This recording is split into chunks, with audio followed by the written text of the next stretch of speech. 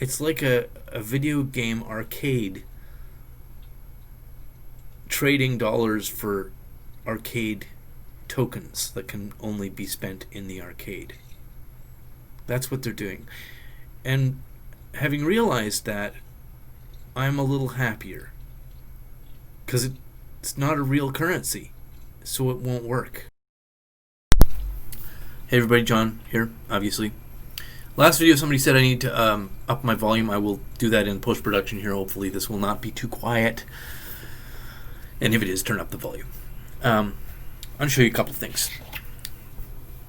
This is a Canadian $1 coin. It's called a loonie. It's got on the face, or on the back, let's see if you can see that. It's upside down. Let's throw a little more light on the subject. It's got a little waterfowl, a bird called a loon on it. The coin is called a loonie. It's worth $1. Up here, that's another one.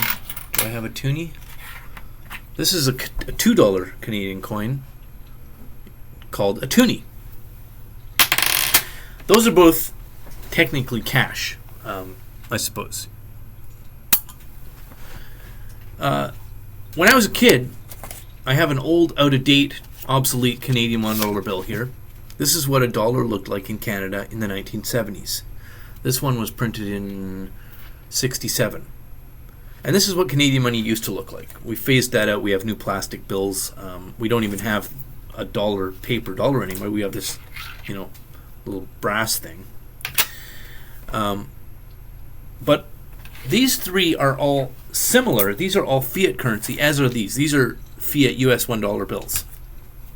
And fiat currency is just worth $1 because we say it is, because we agree that it is. It's actually not any more valuable than this. This is a paper towel. This is $1. They're both pieces of paper.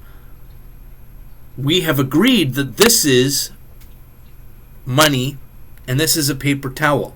If I tried to go and buy a pack of gum with this, they'd look at me like I had antlers.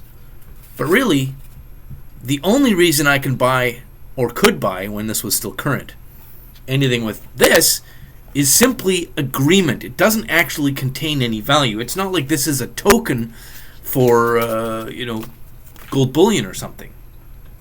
But I'm going to introduce a word here. The word is specie. Now, I might be wrong. I think that this modern $2 coin is technically specie, but we don't usually use the word specie to refer to modern coins which are not made of precious metal, because this is simply a fiat $2 coin. It's worth $2 because we agree that it is. It's certainly doesn't contain $2 worth of material. Normally when we use the word specie, we're talking about this. This is a precious metal. This is silver. This is gold. This is worth $30 of silver. If I melted this down, it would still be $30 worth of silver. And if I melted this down, it would be $600 or $700. It's a 1/4 ounce Canadian gold coin. So the word specie usually refers to money coined in precious metal. Why am I talking about all this? Well, because the Canadian Bank, the Canadian government and the Canadian Central Bank, as well as the US government and the Federal Reserve and the Euro Bank, Deutsche Bank, most of the major central banks around the world right now are in the process of creating digital currency. Now that's not, your dollar, which you can spend either with a piece of paper or a coin or through your ATM card or whatever, exists in your bank account digitally, so you can just spend it digitally. That's not what I mean by digital dollar. The digital dollars that are being cooked up by the central banks are going to be attached to you. So your paycheck, when you get your $2,000 at the end of every 2 weeks or whatever amount you get, is going to be specific to you. You won't have the ability to anonymously get some paper cash in your hand and then go buy a pack of smokes or a bottle of booze or gasoline in your car or steaks, or a pack of eggs and toilet paper and coffee and blah, blah, blah, blah, blah, with cash anonymously. Like, you can do a lot of stuff. You have a huge amount of freedom because your money right now is mostly anonymous. It allows you to conduct financial transactions privately with nobody prying into them.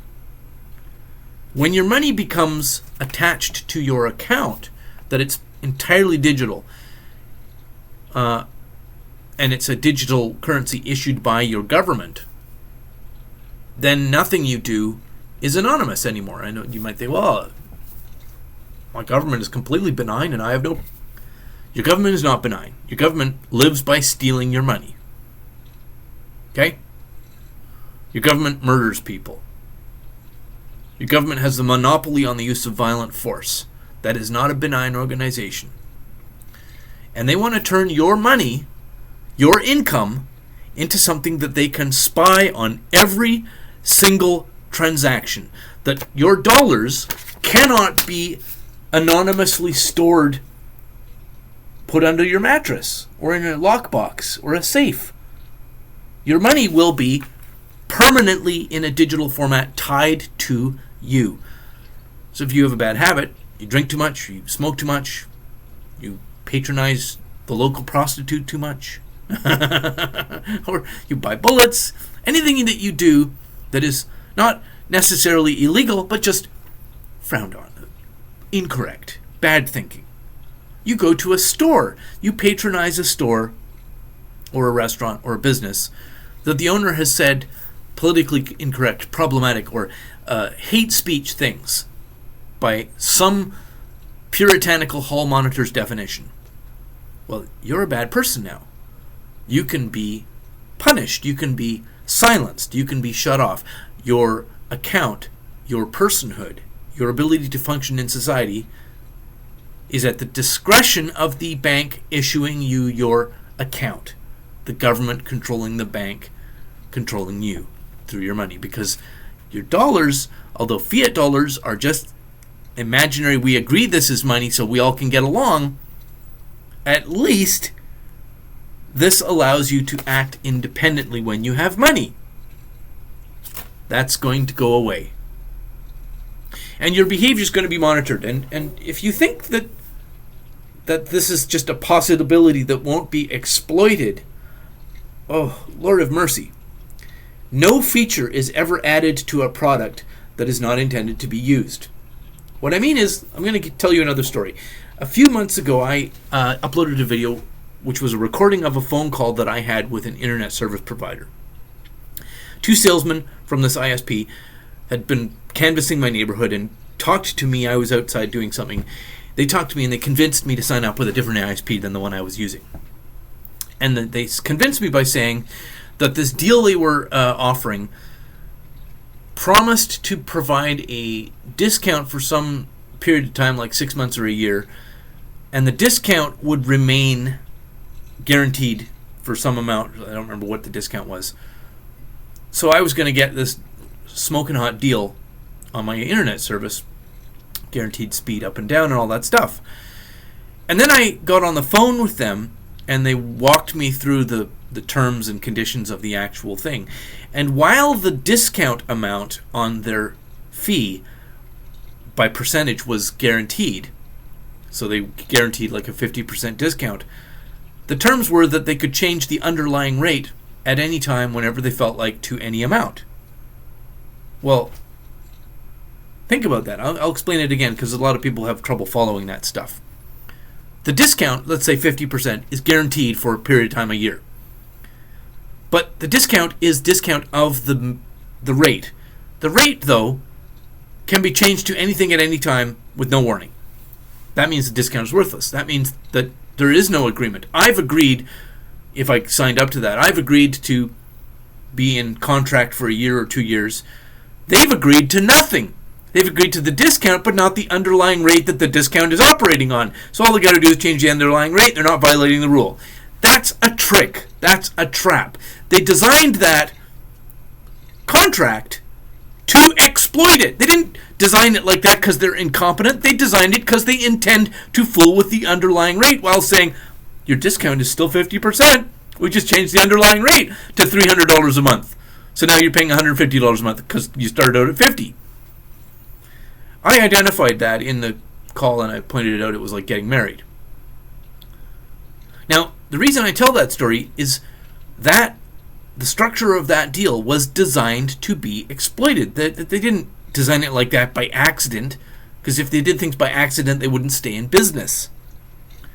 So the currency that is being created, the digital currency, which ties your identity to your income, so every transaction, every purchase, every pack of gum you buy, every pack of smokes, every tank of gas, everything that you buy, whether you eat too many Krispy Kremes or you eat nothing but fruit and vegetable because you're super ultra healthy, all of that is designed to put controls on you, to suspend you, to censor you, to guide you, to manipulate you, because now every single thing you do can be watched. And if you think that that is not going to be exploited, that they didn't design it to exploit it, well, then you're an unbelievably naive child who really isn't enough of an adult to be in this conversation. So let's go back to specie. Now, Bitcoin is one of the answers to getting out from this hyper-control, Machiavellian, dystopian idea of a tract-attached currency, where the dollars that are yours are actually just dollars that you are allowed to access. Bitcoin, though, has some problems. It's really difficult to spend Bitcoin on anything. It doesn't translate well to a usable currency. Maybe it's gonna find its home as a store of long-term value for the wealthy. I don't really know. And specie coin, this type of money, has the problem that, well, how do I make change when all I want is to buy $30 worth of groceries? Do I use these instead because they're smaller denomination? I think the answer, and I'm going to say would have to be, that when the government starts rolling out their new digital currency that attaches to you, so that the idea of spending $1 anonymously in a corner store without attachment to your identity, people are going to have to say, fuck no, I won't be paid in that. That's not real money, fuck off. The sad thing is, people are going to just smile and take it because they're compliant and dumb. So I don't know what the answer is. I really don't.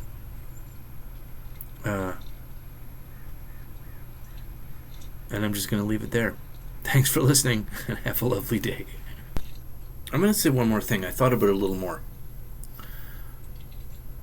A central bank replacing fiat dollars with a central bank issued and controlled digital currency constantly tied to, your account, rather than having the ability to be anonymous, independent dollars, shekels, rubles, pounds, euros, whatever, fails one of the basic tests of money, what can be functional as a currency, and really is, it's like a video game arcade trading dollars for arcade tokens that can only be spent in the arcade. That's what they're doing. And having realized that, I'm a little happier, because it's not a real currency, so it won't work. Anyway, thanks for listening, and have a lovely day.